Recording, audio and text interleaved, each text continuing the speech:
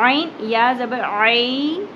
پچھلی ہی آیت میں ہم نے پڑھا تھا کہ یا ساکن سے پہلے اگر زیر آ جائے تو وہ یا مدہ ہوتی ہے. یہاں پر زبر آ گئی تو حرف لین ہوگا. ٹھیک ہے, لین کیا ہوتا ہے عربی میں؟ لین کا مطلب ہے نرمی سے پڑھنا.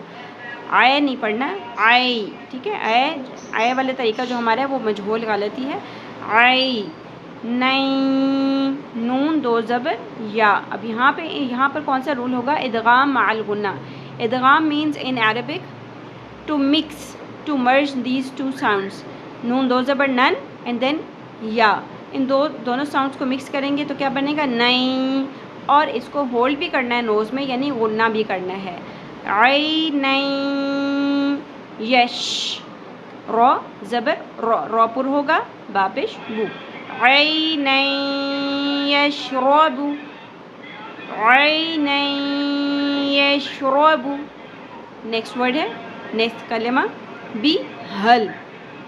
اچھا, ہم یہاں پر دیکھیں گے کہ ہا کے اوپر زبر ہے, پھر ایک الف, یہ دوسرا الف, یہ بیچ میں سائلنٹ ہو جائیں گے کیونکہ جو ساکن حرف ہوتا ہے وہ حرکت کے ساتھ اٹیچ ہوتا ہے. ہا لام زبر حل, بی حل, میم پیش مو, بی حل مو.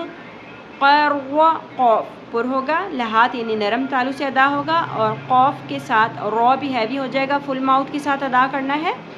قر با واو پیش بو, اینڈ دین نون زبر جو ہے وہ ساکن ہو جائے گا وقفی صورت میں. بو نہ کی جگہ ہم پڑھیں گے بون.